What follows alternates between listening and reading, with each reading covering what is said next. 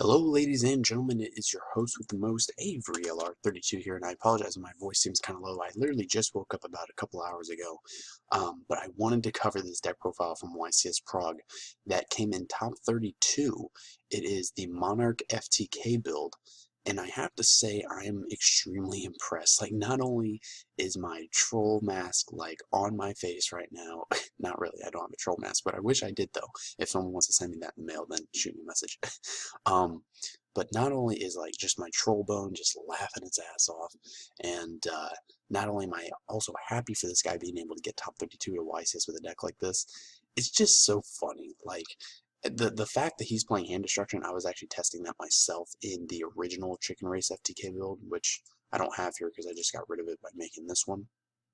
But instead of just doing a deck profile, I also kind of want to do just a little mini discussion on it as well. So, like I was saying with the whole hand destruction thing, um, I was testing that myself because the build that I was using was the original Chicken Race FTK build that Capital G showed on his show and that I showed like about a year ago maybe, with the 3 Thunder Dragons, the 3 Royal Magical Libraries, and you ran like Broken Bamboo, Golden Bamboo, Cursed Bamboo, all stuff like that.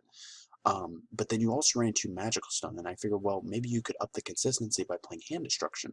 And playing 2 Hand Destruction could be kind of meh, and I didn't get to see the feature match, unfortunately, but from what Glasgow YGO said, was that Hand Destruction helped this guy win his top 32 feature match, which is awesome. Um, I tested one other version of this build that topped a regional where the guy was playing Prohibition to call Effect Veiler or Ghost Ogre, and I really didn't like it. I really hope that this build is better because I kept on running into inconsistency issues, so hopefully this build had kind of gotten rid of some of that. But other than that, let's just jump into the deck lineup. Because this, honestly, Chicken Game is all I've really been playing on DN. Like, if you want to add me on DN, feel free to. It's COD XP99, COD XP99. And this is all I've really been playing in ranked. It's been pissing people off, and it's so much fun. But it's just really the only way I've been having fun with the game recently. It's just been playing this kind of deck, and it's great. It's helping out my rating. So, anyway, so we're playing 1 Blue Eyes Toon, 1 Royal Magical Library. This is all you really need because once you get this out on the board, the other 2 are just kind of dead.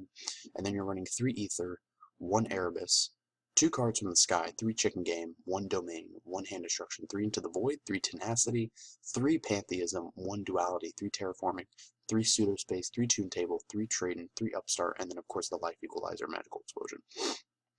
So you obviously got to play the Duality to help out with your consistency. The other Monarch spells and in here are just meant to, help you draw.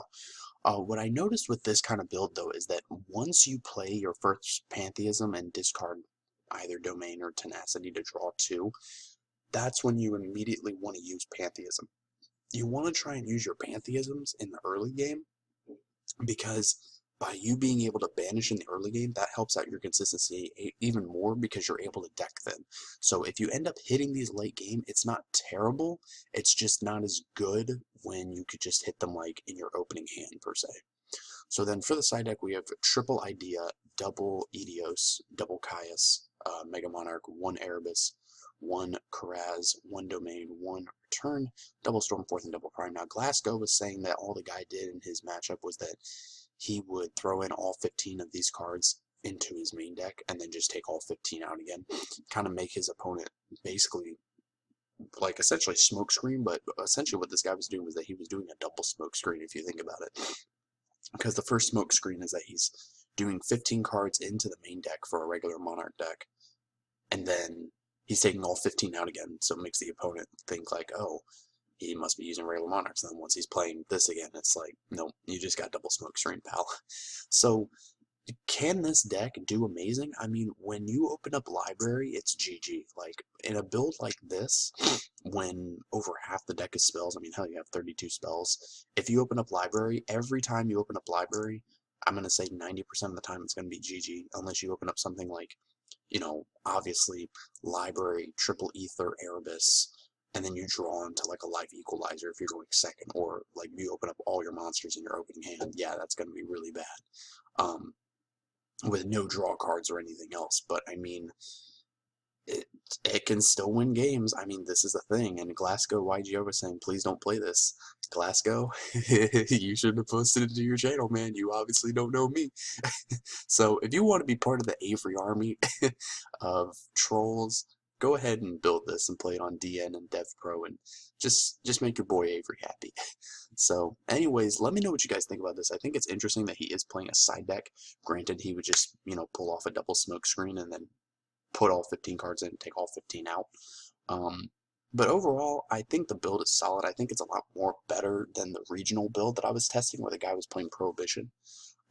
Like, it was pretty much this build, but he was talking about how he wanted to take out the tune tables and the tune blue eyes just because it could kind of clog, which it can, for, like, other draw cards. And, like, he was trying to use Prohibition, which wasn't bad. I mean, I was testing that myself in my previous build that I mentioned earlier with the 3 Thunder Dragon and whatnot. But it was like, if you didn't open up with Prohibition, it was pretty much pointless. Like, if you didn't have a library and Prohibition, it was just kind of dead. It just provided another counter for library, but it didn't speed up your game state, because it was like, if you really need a draw card and you top deck Prohibition, you're like, well, damn. So, and if you've already gotten off library's effect once, then they obviously don't have Ghost Ogre or Effect Veiler. So it's like, if pretty much what this deck is, if they have the Veiler, they have the Veiler. If they don't, great. It's just kind of what it comes down to. And in a build like this, even, like, you almost don't even really need library, which is nice because you can just, constantly draw and search through your deck, and with the right combination of cards, you cannot need library. I've actually pulled it off before where instead of me using library, my opponent Veilered it, and I was still able to go off, and I ended up hitting Life Equalizer and Magical Explosion early, and I had enough spells in my graveyard to do 3,000 damage. I didn't draw through my whole deck, but I was able to still get game because my life points were low enough and his were high enough from the upstarts and chicken games and pseudo spaces and whatnot, that when I did the Magical Explosion chain Life Equalizer is enough for game. So anyways, let me know what you guys think about this, and let me know if you're going to be trolling on DN. Talk to you guys later.